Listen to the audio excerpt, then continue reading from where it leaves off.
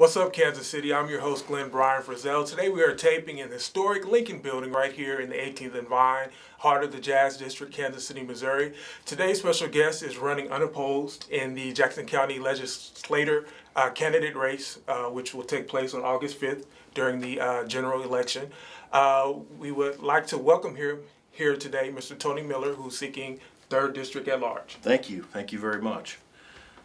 Mr. Miller, can you tell us what motivated you in February, I believe it was, I don't have the date in front of me, to Sure. register with the Jackson County office and put your name on the ballot? Well, I hate to give you a politician answer, but I was motivated well before February.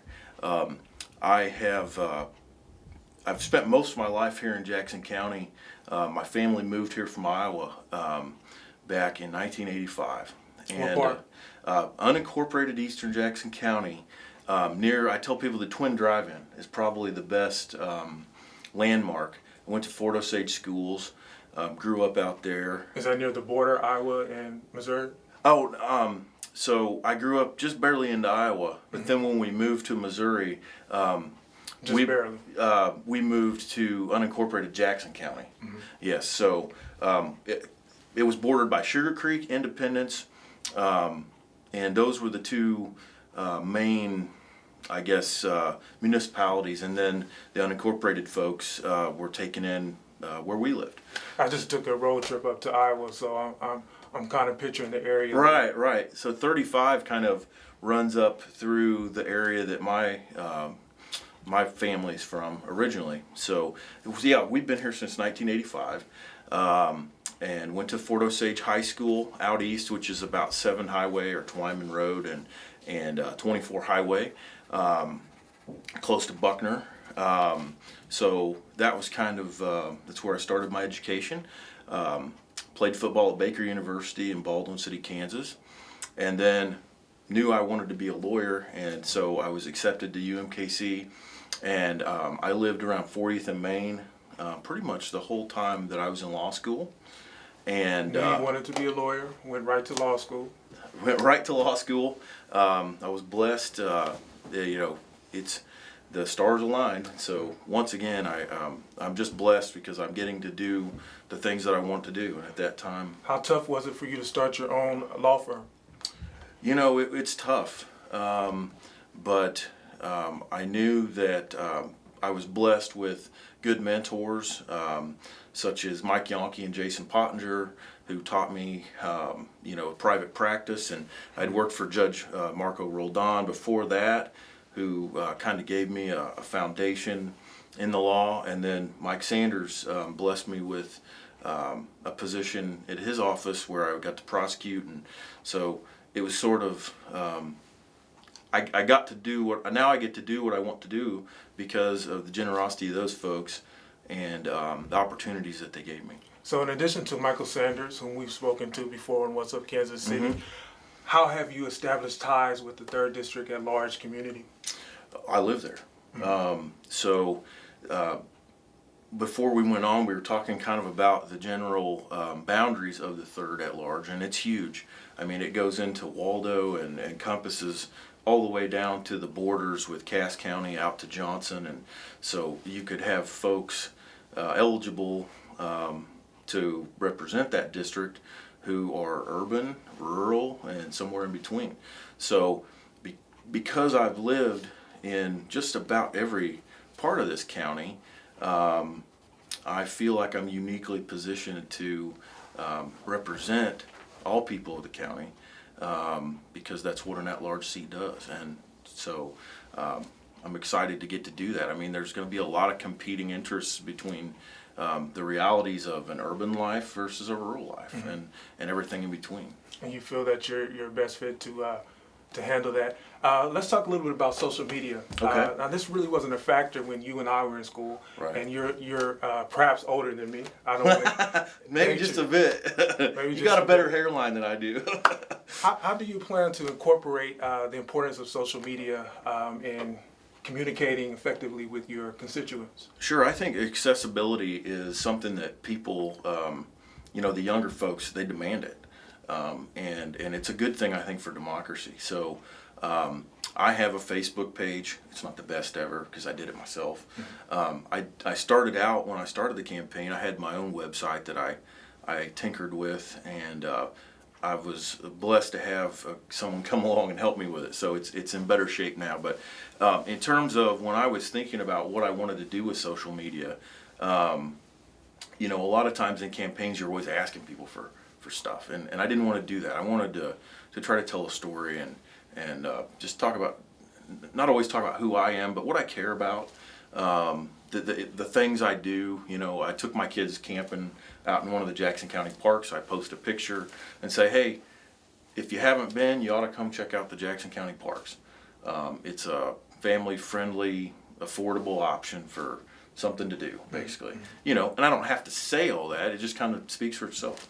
You know, or we go out and we went boating last weekend. Out there at Blue Springs Lake, open to all folks in the county, you know, and it was affordable and it was a great time. And then on policy issues, you know, I think as I get more involved in doing that, you know, there'll be, people can comment, whether you like it or not on Facebook, folks can comment, and that's great. I mean, people can respond and maybe start discussions about what matters to them.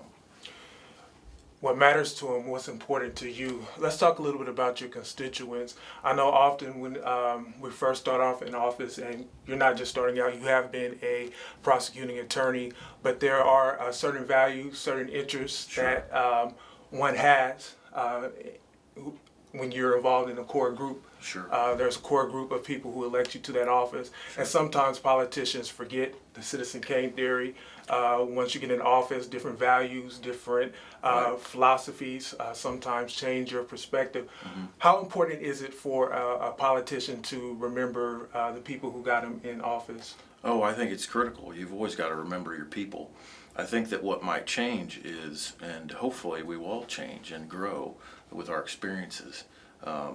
You know, I care about, you know, a lot of the same things that I cared about when I first became interested in public policy and service. But due to those experiences, whether it was with my work with combat or my work as a prosecuting attorney, those things have all kind of made me who I am now. So much like anybody else, I guess I'm a work in progress, and hopefully I'll soak up the experiences and you know, move forward, and hopefully the things that I care about will evolve as the needs of the community Evolve together. Can you tell me a little bit about how you use that experience as a prosecutor? Is there a specific Sure. committee that you? Yeah. So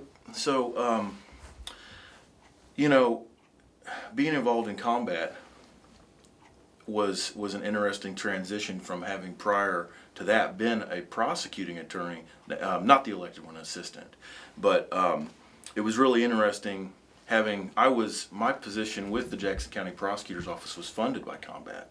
And so where I'm going with this is that specific funded seat, I was only allowed to work on drug-related cases because I was funded by combat, so there had to be this drug nexus.